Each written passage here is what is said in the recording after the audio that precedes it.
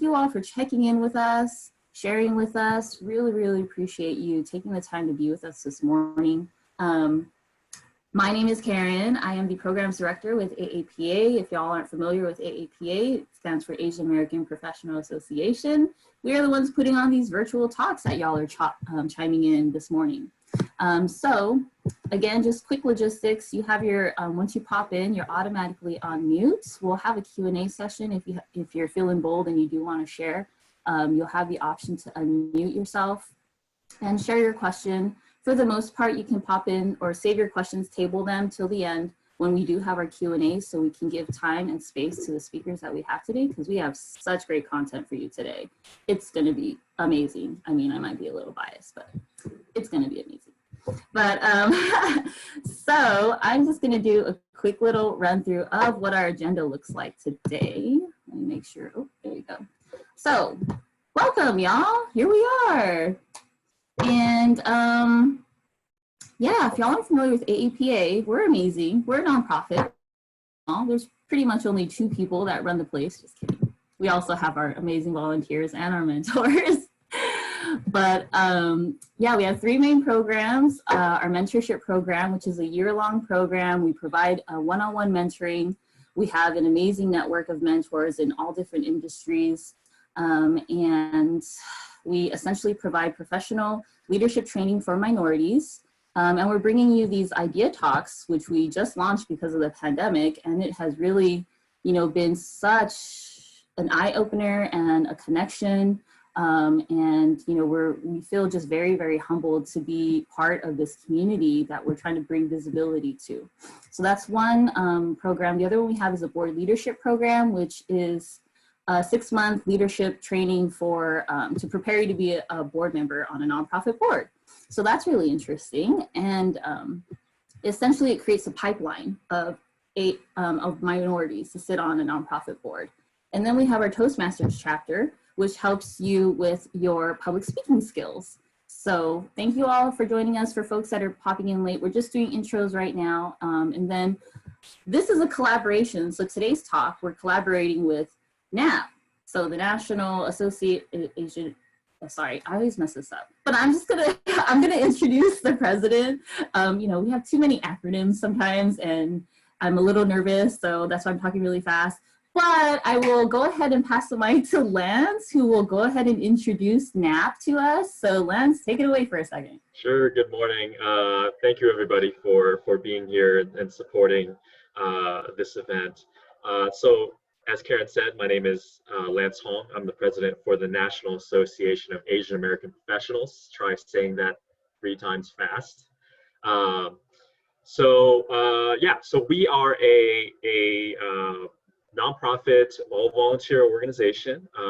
We have 30 chapters all around North America, and a few chapters in Canada as well, and 1 in China.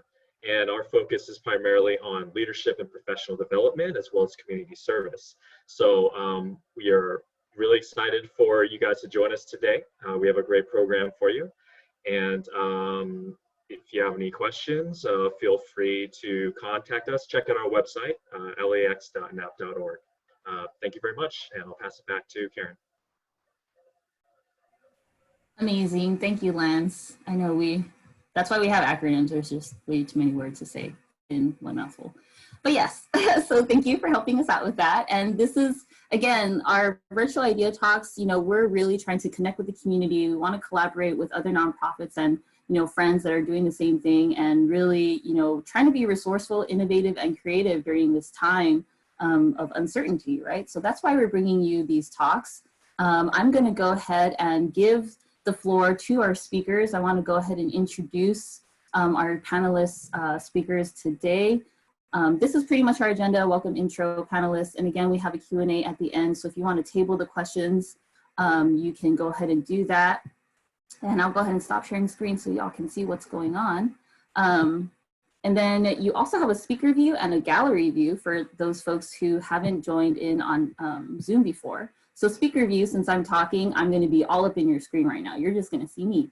But if you want a gallery view where it looks like we're the Brady Bunch, you can click on gallery view, and then we'll have all the screens, you know, all over the place, and we're a little grid, and we look like one big happy family, because we are. But yeah, so today our speakers, we're going to be talking about, we're going to hear from professionals talk about how they're standing tall for their teams, like what they're doing to lead the path right now for their team in this pandemic. And our first speaker and moderator is a strategy consultant and founder of Leadership Savvy, Julie Trong. And then we have our second speaker, who's a co-founder of Team CFO, Carrie. And then our third speaker is our lead branch manager at US Bank, Joanna Ho. So these amazing professionals are going to have this amazing content for us for the next half hour or so. And remember, if you want to chime in, you can by giving us a reaction. So again, like I mentioned on the toolbar, you have a little like happy face with a plus, there's a reaction there. If one of the speakers says something that really resonates with you, you can give them applause, which is the hand clap, or you can give them a thumbs up. And if you have questions, table those questions for our Q&A. And so when we share questions, we can put it in the chat, which we'll read at the end during our Q&A session, or you can, again, during our Q&A session, unmute yourself and then share your question. So at this time, I want to go ahead and pass the mic to our moderator and speaker, Julie Trong. And remember, you are automatically on mute until you speak. So I am unmuted and I'm going to share my screen so that everybody can see this part of the presentation. Welcome, so excited to be with you on this Saturday morning. Some of you, it's afternoon already. I know we have some national participants. If you are national or international, feel free to do a shout out in the chat. We're so happy to have you here. I also have a number of friends and families on this call, so COVID has really brought us closer together, and I've met so many new people as well. So thank you, AAPA and NAAAP, for bringing us all closer together. I'm excited specifically about this session. I do a lot of business consulting, especially with leaders who are managing teams. And I think this session is really going to be an interesting one for you, because we'll talk about how to strategize around making some decisions to help our teams be better leaders. But we also brought in two really great guest speakers. Carrie Hitting from Team CFO.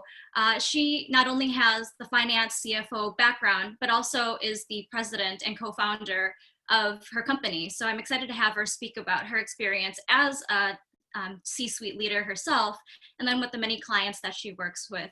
And similarly, Joanna Ho is somebody who really brings experience from the banking field.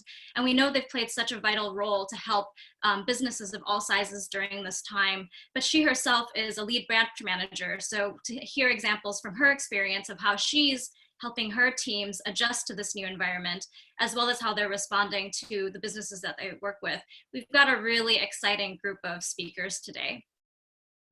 So for this particular section, it'll take about 25 to 30 minutes, and we're going to explore 4 different topics. First of all, tips for managing this changed workforce.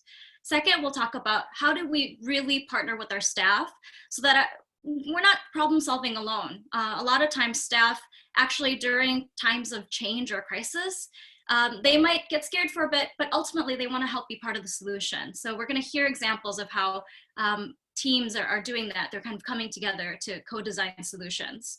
And then third, we're going to look at some innovations that are happening because of these very unconventional times. And finally, there's a lot of movement around going back to this new normal, or opening up businesses again. And what will our teams look like? What will services look like? Things will not go back to fully normal for a while. So we'll talk a bit about planning amidst this uncertainty. So the first topic of managing a displaced workforce, I wanted to start with a couple of grounding numbers so we get a sense of where we were, where we are, and where we're about to go to. So before COVID started, about 56% of jobs were considered partially remote compatible. And when employees were asked, would you prefer a job that had a remote option, 80%, so the majority of employees would love some sort of remote option, full-time, part-time, some of that flexibility. So right now, about 37% of jobs could be fully remote, and because of COVID, about 1/3 of them are. So a lot of employees or industries had said, oh, we could never go remote, but organizations are really biting the bullet and trying to figure out how do we maintain our workforce, even if they have to be remote. And this is a big jump. So prior to COVID, only 4% of employees were fully remote. So this is a big jump. And we do see that employers are struggling. About 70% of them have said they're struggling with this transition, either moving employees remote, or we've also had different kinds of transition during COVID. Some of you actually still are operating some storefronts, right? Or you might be in an emergency service that is on the front lines. US Bank, they're going to share about how they've had to change some of their hours and help their employees be safer, as well as their customers if they have to do any face-to-face interactions. So it looks quite different. Some of my clients have had to furlough or lay off their staff fully, partially, and then have some of the kind of difficult conversations around how many to bring back now that PPP funding has come through for some of them. So there are lots of different things that us as team leaders, as business owners have to grapple with during this time. And it feels like every day, every week, there are different new pieces of information that we are trying to kind of sift through and make sound decisions. So today, the webinar, I'm not here to reiterate that this is tough work, right? We all know that, and we're being resilient, but we want you to be able to hear from some other examples and stories of what businesses are doing to try and really be the best that they can be for the future of their own business, for their teams, and for themselves too, because we have to be we have to stay strong for our teams, and there's a lot that Team CFO and US Bank are doing to be able to manage themselves and their team well. Finally, I thought this was a really interesting data point. Post-COVID, it is estimated that 25% of the workforce, now remember only 4% previously were fully remote, but that it's estimated that about a quarter of jobs, right? And that employers will start thinking and be open to having some sort of partially remote work option. Employees and professionals, they've gotten a taste of working from home. And it did take some adjustment. Some folks are totally exhausted from Zoom meetings, face-to-face meetings on the camera. I understand that.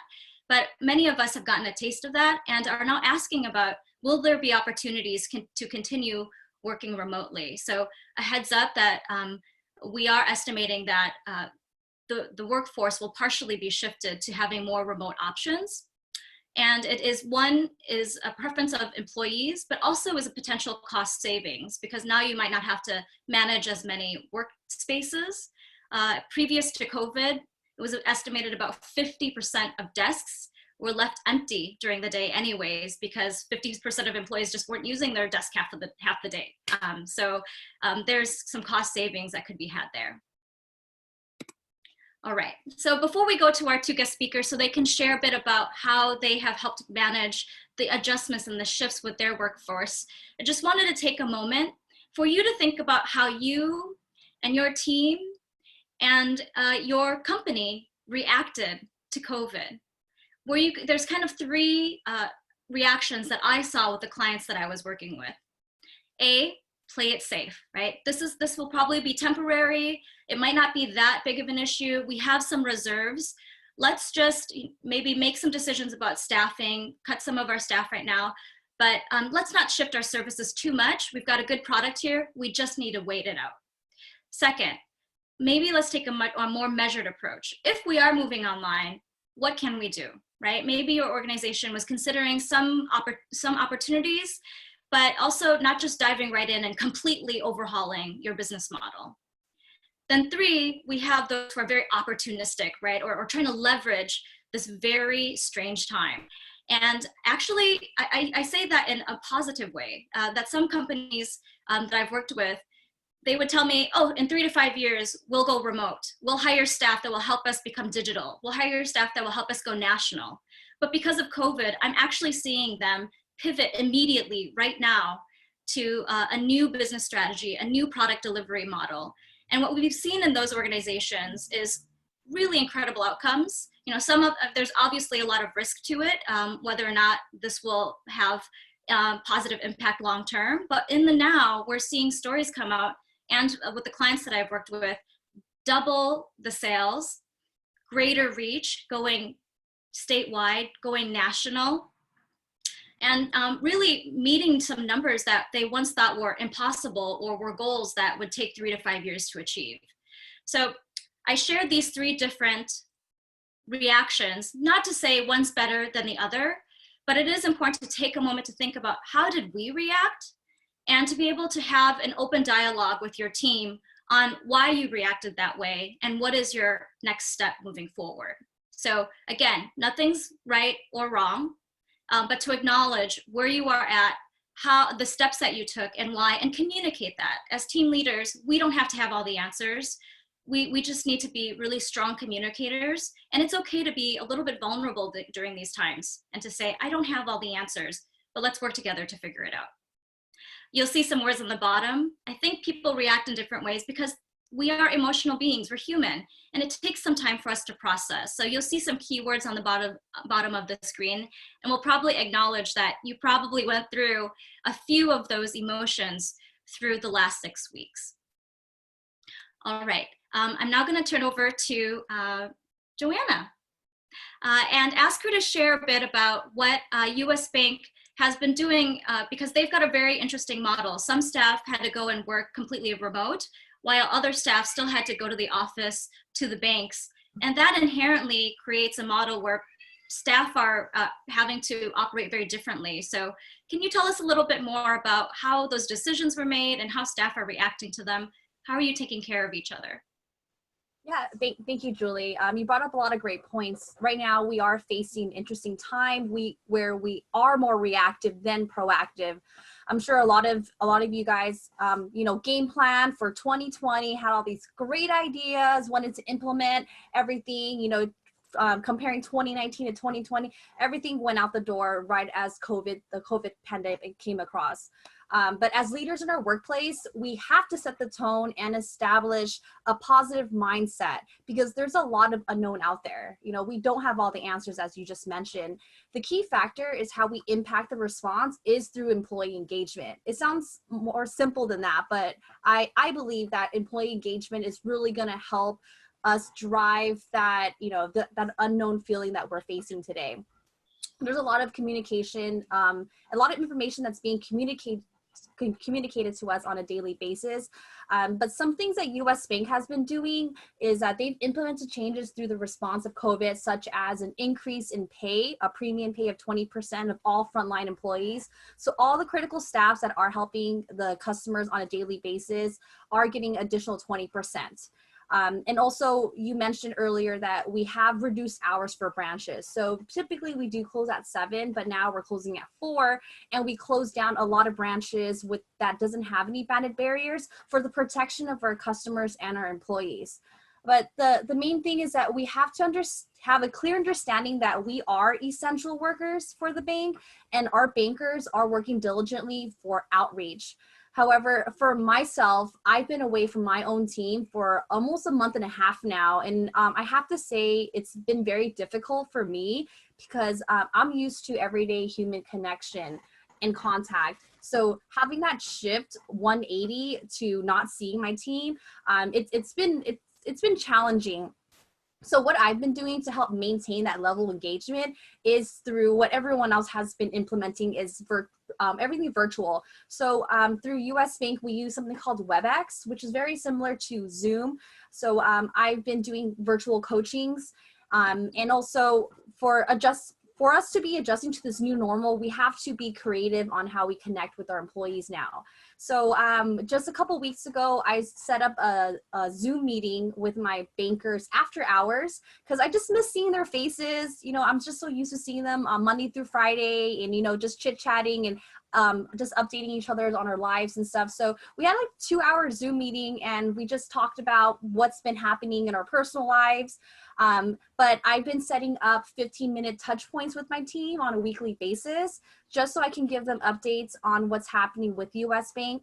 But since my branch happened closed just this past Tuesday, I had invited my bankers with the proper PPE and social distancing.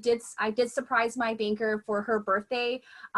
Since my branch is closed, I decked out the whole branch, and I brought portals for them. I catered lunch, and we just spent time together for an hour or so. And we also made calls that day too. So made it productive yet fun for them, just so that they can get out of the branch. So that was really nice. I just miss seeing them in person, and we were able to connect with one another. But my objective of doing all this is just to continue to connect with my bankers, because I know that I'm still keeping them as a focus on their development, because right now with everything going on, it's so easy for us to, I'll take care of that later. COVID's happening. Let's just be sensitive. Right now, I realize that this is the new normal, and we have to adjust to the times. So if we're going to keep putting off their development, putting off that engagement, they're going to slowly be disengaged and not want to work for us anymore. So in order for us to continue our plan, we have to adjust to whatever goals that we had placed in the beginning of the year, make those small tweaks, and just continue that high level engagement. So, we can still keep them not in a displaced workplace anymore. So that's some of the things that I've been doing through US Bank. Great. Thank you so much, Joanna. I really love that personal touch that you are bringing to caring for your staff. I know you admitted that at the beginning it felt very reactive, and I'm sure so many of us can relate to that.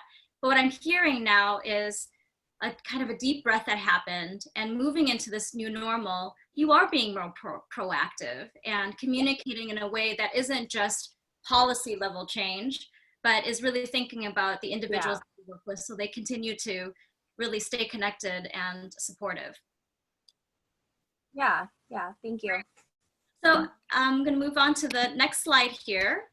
And the next slide is that second topic. And it's about really partnering with staff through rapid change. So all of us have been going through needing to think about what COVID means to our business model, to our teams, and what change has had to happen. But what I would like to do here with this particular section is really think about how we create a partnership with our staff. Because this data point here, 70% of change programs fail, largely due to employee resistance and lack of management support. So what this is saying is you can have the best idea, something that is so absolutely needed, and yet it still fails. And what happens here much of the time is you start on a high note that, okay, everybody recognizes that this is something we need. But in between, there's some holes that starts to poke through, and usually it's around communication, it's around decision-making. It's about, are we still on the same page? And during these times where everything's moving so quickly and we are remote, it is even more vital that we really stay hyper connected and are really honest with the people that we work with, whether it's business partners or clients or staff, and making sure that as we talk about change and making decisions around change, that we're doing it as a partnership. So I'm going to share with you some strategies that hopefully will help to make change management a little bit more successful. So the first one, this is adapted from McKinsey & Company. It's a really great report that they put out a few years ago, but it's still very sound. So first of all is providing just-in-time feedback. I myself, as I'm working with clients, wanted to give each of them, 1, 2, or 3 weeks to kind of settle in and figure out what they would have to adjust and help them kind of move their employees to either laid off status or changing their work environment or working remotely. There was just a lot of adjustment. But during this change, it's actually more important that we provide more just-in-time feedback, that we don't wait the entire month before we reconnect and have a meeting. Being more intentional about checking in on a regular basis and saying, yes, that direction works. Oh, I'm loving where we're going. Or wait, I have a question around that. Why did we make that decision? So during these times, being more open to asking more of those questions, because there's so many more assumptions that happen when we're not seeing each other face to face, right? And that people already have this sense of, heightened anxiety. So there's these assumptions that maybe we're not aligned. So the only way to really kind of tackle that is making sure that we're providing each other this just-in-time feedback and just checking in, that regular check-in. I always say in the supervisor trainings is if you check in regularly, then folks know that that's just part of how you operate as a manager. But if you check in only when there are problems, that's going to be a problem, right? Because people will not be excited to see your number on that phone, or when you schedule that unexpected Zoom meeting, they might think, oh no, what's happening now? So make it kind of part of your practice as a supervisor. Second is personalize the experience, which we already heard Joanna give an example about, but everyone is dealing with this differently. I was just working with another client who actually will be opening in 2 weeks. They're kind of part of an essential service and in a state where things are opening up a little quicker. And when they had to bring back, you know, it's a smaller firm, about 12 of their staff, instead of just doing a blanket, congratulations, we're opening in 2 weeks. This CEO called every single one of her employees and had a personal conversation on how are they feeling right now? What equipment would they need to be able to feel safe and protected from COVID as best as they can? Like what supplies should they order? And finally, what hours would make the most sense so that they could feel like they're not working too many hours and putting themselves at risk, but also being able to be there for their families. So really proud of that CEO for going the extra mile to make each staff feel cared for. Third, I really like this one. This is sidestepping hierarchy. That things that used to be bureaucratic, that during change, you might just want to kind of throw that out the window for a little bit and think more about who would be the best person to help us manage this. So that's kind of where what sidestepping hierarchy is referring to. Fourth is building empathy. So, and having a shared purpose.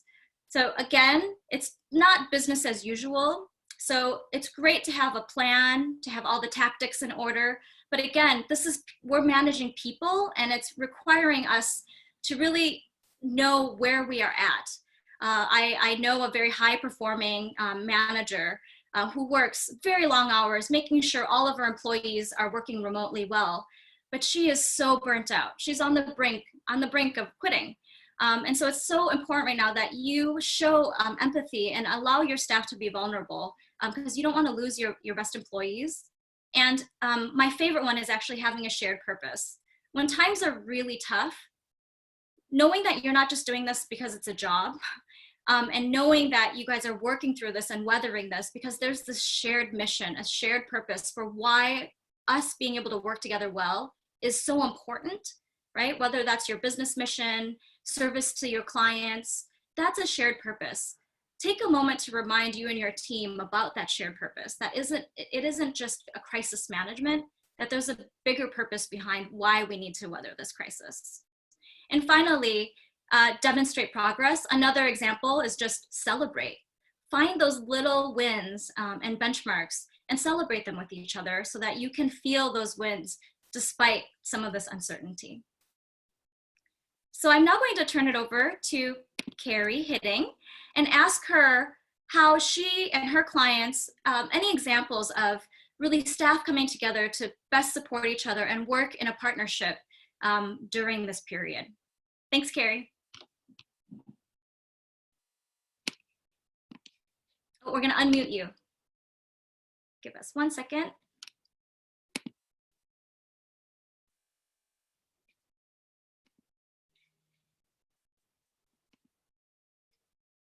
Karen, I'm trying, but it's not letting me. There we go. Am I good? Hello? Thank you. Okay, great. Well, good afternoon, or actually still good morning. First, I want to thank you, everyone on the phone joining this session of this really a good topic discussion in this time. And I sincerely hope that I can be helpful once I sharing my experience and thoughts. So to start, I am a CPA and team CFO. I started about 18 years ago. Our focus is to work with CEOs, privately owned businesses, and help them use financial data to drive business decisions, and as a result, improve the bottom line and long-term value of the business. So besides running team CFO, we do work with, we have a team of about 15 accountants, and we work with about 30 companies ranging from 5 to 100 employees. So I remember that very clearly that it was within 2 to 3 days that every client of ours, one by one, is changing to remote operations. So it moved really, really fast. So for businesses that are more tax savvy with a strong IT backup, was able to work more effectively immediately. Some of the businesses that are not as technically savvy or have strong IT ends up working, have staff remotely, but stay at home, but not able to really produce and work, for I would say at least a week to 2 weeks effectively. So I think that's sort of on a company level. And because we manage finances, we have made a lot of changes with our clients where we are using technology, bank payments, Dropbox, electronic billing, so a lot of technical apps and tools that we have to use VPN into the client to continue to operate. So managing change, and businesses do have to adopt. So there are clients that actually have to move to different accounting software like QuickBooks Online just to be able to accommodate this rapid change. On a more personal level, I think as a manager, I have to adjust and be more thoughtful about how to work with my team. So I think first is really knowing who they are and what is their family environment, whether they are single, have elder parents to take care of, or just having kids at home, because all these really impact how they can work, how they operate. So I think as a manager, I have been really asking a lot more questions, not so much about their work, but how they are doing in their work environment. And I do know that staff with kids are having a more challenging time finding a quiet space to focus and work. So there will be interruptions, and there are staff that will be working long hours. So I just think that, like for example, I have a staff just want to drive to a client, and I stopped it. I go, no, we need to work remotely. So I actually had to, let her know that, like, I'm doing this to protect you, and I appreciate what you're doing, for the client. So I had to have a conversation with our client to help them adopt this model and do something differently so we can continue to work for them. We're lucky that our work is essential, where we have not been interrupted significantly, but certainly it is challenging times for everybody. It's funny how Julie mentioned about this alcoholic. I actually have currently dealing with one staff who's single and just work lots mega hours, and we are just in conversation with our HR firm. How do we talk to her in a positive way so that so that she can get back to have a more balanced life work situation. So we're all dealing with it differently. I do think that as managers, we have to be more understanding. As long as the work gets done, it's not going to be done at the same pace. So we make sure that really critical things are done, but everything else we're letting it go a little bit until we all find our footings, how we want to operate. So that's kind of how we have been managing some of the changes due to COVID-19. Wow, I really like your example about your staff actually saying, I'm going to drive to my client, right? Your staff person actually wanted to make the client be able to have the best service possible. But you stepped in and you said, wait, let's assess the situation and make sure that you are safe. And so as your employer, you really showed care for them when I think as employees, sometimes we naturally, well, there's a lot of APIs on this call. We want to go the extra mile, do 120% until someone says, no, stop. Do you need to be working at 120%? And So for you to step in and really show them support, and you mentioned you actually had to work with the client to figure out a different way to work so that both the client and your employee could be safe and not have to meet in person. That's really wonderful. So thanks for sharing that. You're welcome. So I'm going to hop to the third topic here, and it's about exploring innovative solutions. I'm going to go through this one a little quickly because we've touched on some of the topics, and I want to hear what Joanna has to share. But these are a few things to remember, that these are really unique times, but can be leveraged because folks are in a different state of mind. When there are times of crisis or disruption, it's a moment when folks are more open to problem solving. All of the employees who are very, they have a plan, they're used to a system. This is the moment when folks kind of open their eyes and say, maybe we can try something different. So making sure that before you guys launch and try all of these different things to be responsive, to take a moment and think back, wait, what problem are we trying to solve here? And making sure that that change, that pilot, the thing that you're going to try is for a specific root problem. And because sometimes we get into a phase where we're busy and we're constantly busy and constantly pivoting and changing and implementing. But wait, what was the original goal, right?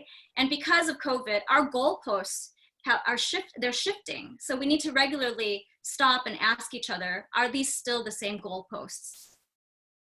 That also allows you to unite around that shared purpose, as I mentioned earlier. And right now, folks are open to seeing the system differently. Basically, you're unfreezing the organization. Things that people have usually said, well, this is the way we do it here, or this is how it's done, the industry standard is, that actually is kind of all out the window right now. And the great thing is employees and your customers, your clients, they're open to change. So that idea that you had that maybe someday I want to try this, or maybe I should reach out or move this online, this is the time, right? The systems that were in place before, this is the time to try and see if we can try something different. And if it doesn't work, that's okay, right? Because things will pivot back somewhat. So it's a time for you then to reassess. And make sure that as we keep going through all of these changes and decisions, that you are creating a bias towards action. Because how many of you have been through brainstorming sessions or meetings where there's a lot of talk and then it's unclear what the action is and who's responsible for what, who's going to pick up that ball and which post are you taking it to? So making sure that after all of this thinking and processing and trying, that you're regularly checking in and making sure that you are acting on the right items. And over time, this type of thinking will create a stronger team that hopefully will take you far beyond COVID as well. So I'm going to again pass it over to Joanna to share how her company and maybe some of the clients she's working with are innovating during these times. Thank you, Julie. It's funny because right now I get a lot of customers calling me or emailing me and asking me like, oh, can we do this now? Can I get that line of credit? Am I able to, get some assistance? And I've been preaching this for months, for years to them. And now that COVID's happening, it's causing them to really think and be reactive to what's happening. So this is a really great example as to why we need to plan and prepare for times like this. And it is important to have that emergency fund. Now, a lot of businesses are seeing that, oh, wow, like I can't afford 3 months of rent if I don't work. So it's the same for anyone that's, renting a house or, making payments for something. You always want to have that additional funds for that. But prior to COVID, US Bank's been really proactive in, really shifting the technology towards digital. So we have put in a lot of money through our technology in the mobile app capabilities, which I'm really proud of because they've been doing a lot of updates on a weekly basis. We have what we call an experience team where they're in a room and they kind of just throw ideas out on how they can really update and change some aspects of the app. We are offering a lot of DocuSign capabilities. Business owners are able to apply for loans through a link for people who are interested in doing home equity line of credit. We streamline the process for them to do everything over at home, where they can just upload docs themselves. They don't ever have to come into the branch. Also, we're offering paid direct deposit advances, what we call simple loan. But these are things we were doing prior to COVID. And now post-COVID, we have adjusted, we had made little tweaks on all of our products, but we're trying to make it a lot more seamless for our customers so they don't have to come into the branch. We've seen a surge in mobile app logins from 3 months ago till now. And it's really crazy to see how now people are forced to use a mobile app, and now that they have to use it, they're not coming to the branches as often. But this makes us think that we have to start changing our business model. So since our branches are closed, US Bank's thinking, do we need to keep these branches open? Do we need to convert the way we are doing business? So there's a lot of talks as to what's going to happen in the next few months once everything starts calming down. If we are going to go through the brick and mortar type of branches. But now some of the things within our market that we've been doing is, I'm sure a lot of you guys have a lot of in-person meetings in the past. So now we have a market meeting through WebEx video, and we call it afternoon tea time. And it's really great because before, we can't get the entire LA market to be in one meeting, because LA consists of, you know, San Fernando Valley, South Bay, we have Sagabra Valley. It's impossible to get everyone all together at once. So this afternoon tea time that our market leader had started rolling out a series of it, where we are able to see everyone's faces on video, which is great because I am able to put a lot of names to faces now. And each week, each district is responsible in putting out a call and really be creative with the content. So I really enjoyed those videos. Another thing that we've been innovating to help our community is through supporting local businesses. So we have a marketing team who had put together a list of US Bank customers who bank with us. So now we're able to cater lunch from these businesses. And there was an instance where we bought enough, we catered lunch enough to pay for one business's payroll for a whole week. And that was really gratifying to know that, you know, we contributed in helping these employees to get paid for that week for that business that we catered lunch from. On a weekly basis, the bank has been able to give us lunch on a weekly basis too. So not only are we able to connect with our businesses that are restaurant owners, but the employees at the branches are getting free lunch on a weekly basis. On top of that, we are pushing our employees to really contribute through volunteering. So we provided a lot of avenues with virtual volunteering, and also encouraging for those food banks if they are wanting to volunteer at those places, because they're in times of need right now, in really helping the community in making sure everyone's being fed. So it's just US Bank's been really proactive in making sure that we are responding to these changes and adapting. There's more changes to come. I can't wait to see what they have planned for the next year. But I have to say that US Bank's been really good to us as far as making sure that we are safe and making sure that we have jobs and you know, we are getting paid still. So it's unfortunate for a lot of other industries and companies, they don't have the luxury of that. But I'm so glad to work for a company that is ensuring that we're being taken care of. Thank you, Joanna. We have some positive feedback in the chat box too. So really appreciate what you are doing for your team, your branch, and US Bank in general, for these different businesses in the community. The impact certainly has a ripple effect. So thank you so much. Yeah, thank you. The group, we are at our last topic here, and it is planning amidst uncertainty. We are quickly approaching a period of starting to think about how to bring businesses back into service. And it will look very different for every single business in terms of what that will look like. Will your businesses be open for in-person services? Will it move online for maybe a longer period than you had previously thought. Maybe you're only bringing back half of the staff that you had before. If you're in an industry that might be medical related or shipping or grocery, you might be doubling your staff. So it's so different for every type of business. But what's important for every business to think about are these three different types of planning. Number one, emergency planning. And a lot of us have done this already. This is about what do we need to make sure that our business stays as soluble as possible. And for some of us to make that happen, we had to close our doors, we had to lay off staff, we had to reduce hours, we had to make some really serious changes. Some of us kept our doors open, but moved our services that are clearly in person to 100% online, and really think differently about the service offerings. But that's that short-term emergency planning. Second is scenario planning. The reason I put emergency planning on there, even though so many of us have done it already, is there's a lot of learning that I'm sure has happened from that. So take time to think about what did you learn from that, and use those understandings to inform your scenario planning. Because right now, every business should be doing this. What are we going to be doing for the next 3 weeks to maybe 6 weeks during this COVID intense period? And then when we can start relaxing some of the quarantine and safer at home initiatives, what will that look like? What will the business service line look like? What will the workstations for your employees look like? What kind of safety measures need to be put in place? And then sometimes 2 months from now, we don't know if that can be in person or if it still has to be digital.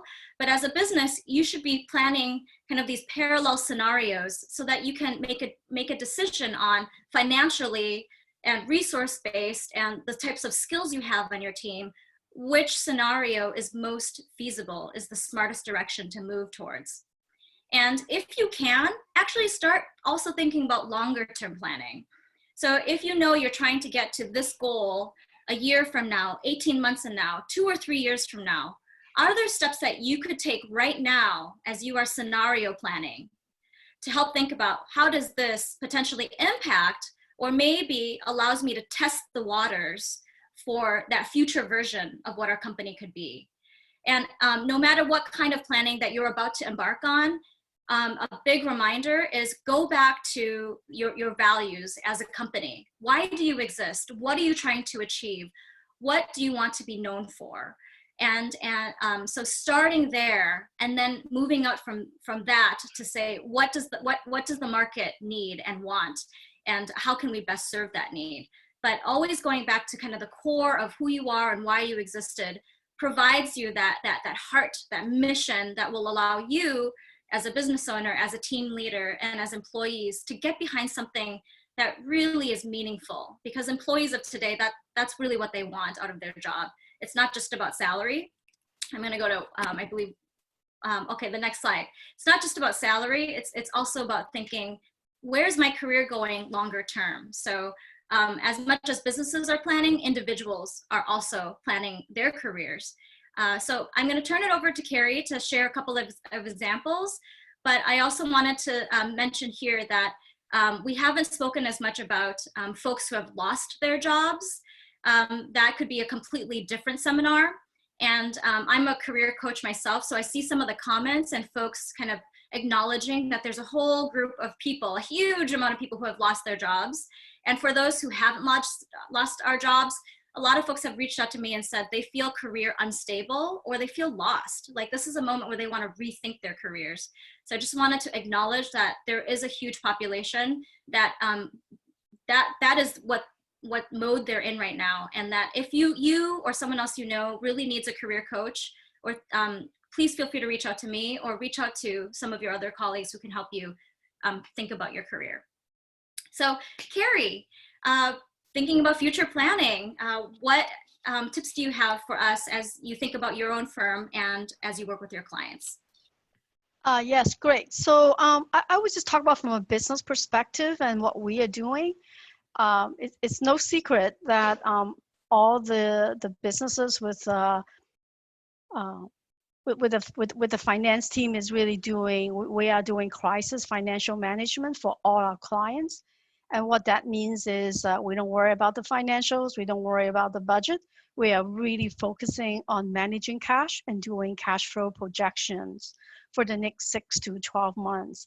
And it does matter what business you're in, what industry you're in, because I think clearly some businesses will ride it out and some will be in trouble. And as always, companies that are better, that are less leveraged with more, I would say more reserves is doing better than others. So for our clients is business by business. We are doing cash flow projection for them for sure. We're doing 12 months. We are assuming things don't get better in 12 months. So what is the worst case scenario? How are we going to make it work? The goal is cash break even. So that's our goal, is cash break even. So we also have to think about, so initially just like how do we pay the bills? And we have submitted like PPP for all our clients, and I'm very happy to say that all of them that have now been approved, and many have already gotten funding. So that is a short lifeline that has helped. But we are thinking, we already passed that. For us, for finance, we have to be 6 months ahead at least. So we are already thinking, we already figure a way to make things work for the next 6 months. We into the next 6 months. So give you an example, one of our clients put on a big industry conference that's 5,000 people in the fall. So that is like over 50% of their revenue. So we're talking with the board, the management team, like how can we duplicate this conference experience for their attendees and not to lose revenue. So, so as CFO, that's what I kind of help them think it through to say, what is the value proposition? Why do people come? So there's the education component that is probably easier to replace because you can do it on a webinar. But the other part that is more challenging is the connections that people come to conferences or trade shows to do. So we are thinking how can we duplicate that value? So for us, it's one business at a time. What business are they in? How strong is their finances? For the ones that are very strong, we are thinking about evolution now. Like how do we now take this opportunity to find new opportunities to build new customers? There's a huge shakeup in the who are your customers? We got to think deeper, longer, like who does your clients do business with, right? And what is the supply chain? So clearly service industry right now is doing better than manufacturing industry. Clearly tech industry is doing better because they don't have that supply chain issue. So I think those are the things we are working with our clients, and it's very individualized because again, is what is their space, what is their size, and what is available and possible. On a macro level, I think everybody will agree that, if you're in a non-essential business, you're going to have a much longer recovering period, and some won't make it. It is very clear that remote, as you said, Julie, is here to stay. So all businesses are going to have to figure out how to adapt to this remote operations with some some on-site meetings, because at the end of the day, people do business with people they like, and Zoom that face-to-face contact that you can read people much better.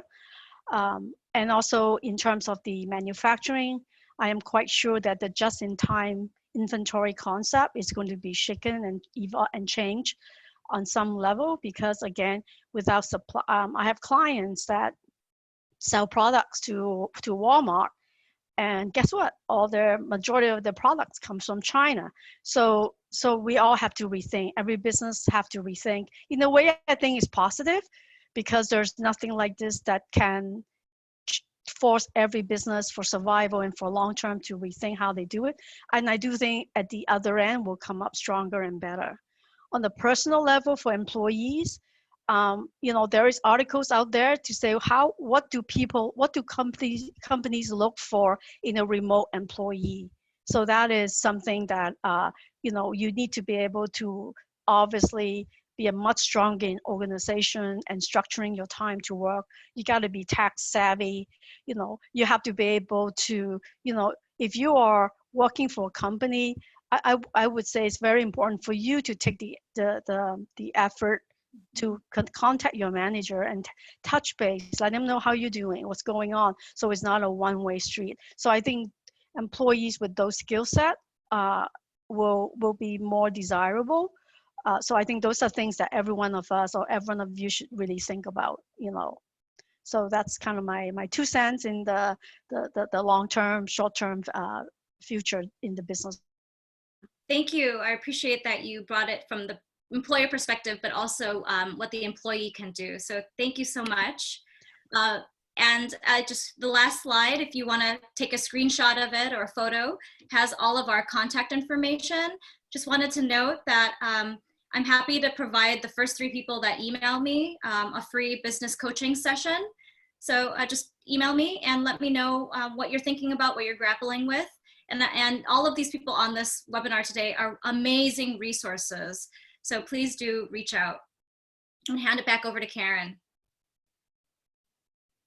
Wow, wow, wow. Thank you all so very much. So much information, and we are just so privileged, so blessed to have y'all join us today for this content. I definitely learned a lot. And yeah, go ahead and screenshot that so you can reach out to Julie for that consult. Wow, great offer. Thank you, Julie. But I'll also be sharing some resources. So we're running a little bit over time, but I do want to give space for y'all, if you are willing to stick it out with us, for some Q&A. So I know that some folks had popped in some questions, and thank you so much, Joanne, and the other speakers for answering those as we were going along. Tracy, I hope we got to your question, but I do want to give a few minutes for any burning questions. So does anyone have a question that you would like to ask our speakers, something else that might have come up during our discussion today? You can go ahead and type that in the chat box. I'll go ahead and read it off for you. I know some folks maybe are calling in, so you don't have access to the chat. So if you want to go ahead and unmute at this point, or you have the option to raise your hand. So if you click, if you're on your phone, I think if you swipe left, you should be given some extra options, and there should be an ellipsis that you can click on, and you can like raise your hand.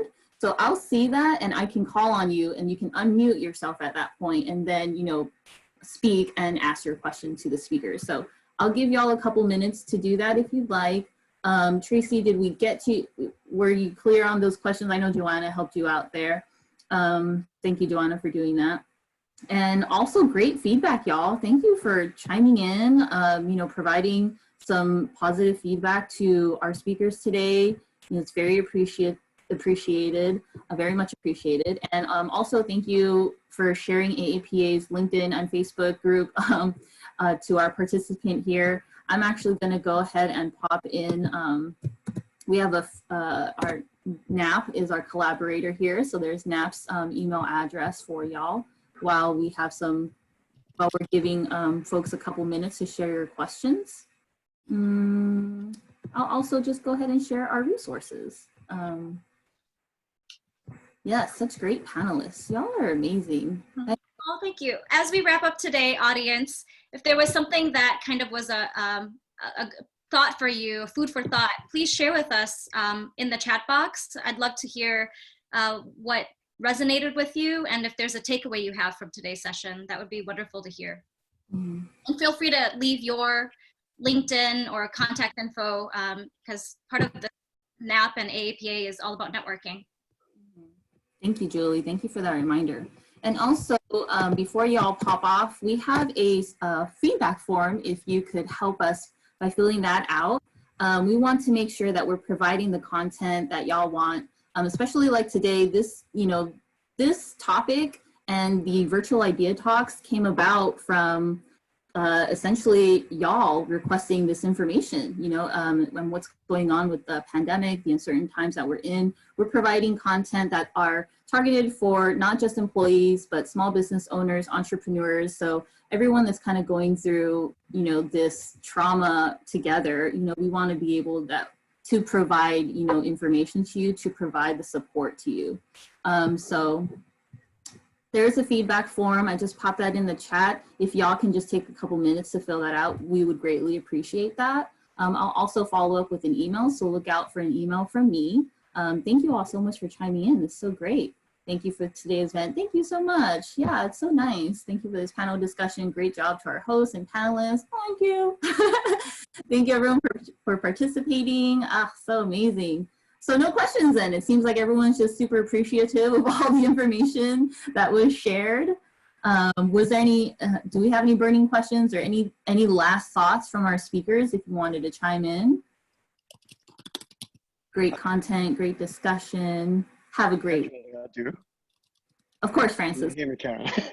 Okay, so what I heard is we're juggling a lot of priorities, you know. So what I heard earlier about the legal medication from the business standpoint, legal medication and employee safety when they're coming back to work, and even their customers as well, and the business survival. I mean, just take those three, for example. How would you advise your customers? How do they balance between all these items, or that you just have to deal with all those issues at the same time? Open to anyone who would like to jump in to answer. Carrie here. Let me clarify. Francis, you're saying how does the business prioritize? Yes. With all these competing priorities that they have to deal with, right? The business have to survive first, but then the employees and customers are coming back, and then there are legal implications and that need to be mitigated to follow regulation and so on. How does the organization tackle all these fronts? You know, is there a way to? Yeah, there's no doubt businesses are in crisis mode. As you said, Francis, it's just really one day at a time, one issue at a time, right? So all the legislation, you know, all the policies changes. I mean, I don't know, you all know, but LA City Council and state is very busy. They already came out with 2 new sick pay, 80 hours extra. They are requiring certain industries to hire their employees back first. You know, so they are doing a lot because the government feels that they need to jump in and do a lot of assistance, sometimes good, sometimes not good to businesses. So yes, so I think we have to, you know, one is we got to make sure there's money in the door to keep things going. That's really critical. 2 is employees and customers are sort of on the same side, because without either one you can't perform. So instead of and most businesses I work with want to keep their staff, you know, and they recognize that they won't have a business without employees. So, you know, even though some of them we may have to come down to go reduce payroll costs, we may just reduce their pay versus, you know, letting people go permanently. So those are tough times. It's just really day by day, what is the most urgent burning that we need to solve that issue, that problem. So yeah, thank you for the question. All right, thank you so much. Thank you, Carrie. And you know, we are at time, and I just want to thank everyone for being here with us today, being present, being engaging, and just being so supportive and positive, especially with what's going on today. Thank you so much, Julie, Joanna, Carrie, you know, for chiming in, Lance for being here and collaborating with on this very important topic. I wanted to go ahead and share resources, but I don't want to take up any more of our time. I already popped in the resources that we had in the chat box. So please click on, you know, our website, visit NAAAP. We're on social media. We also have the resource page available at aapamentoring.com, where you can check out the next virtual idea talks. The next one we have is next Saturday. So every Saturday at 11 a.m., we will be here on your screen. And the next one is going to be the new norm. So that's like kind of, you know, leading into what we were already talking about, right? That new norm, what does it look like? So we have some amazing speakers. One of them is actually an attorney for employers. So it's going to be a very interesting talk. So make sure you sign up for that. Again, the feedback form is very important to us. So please provide us with some feedback.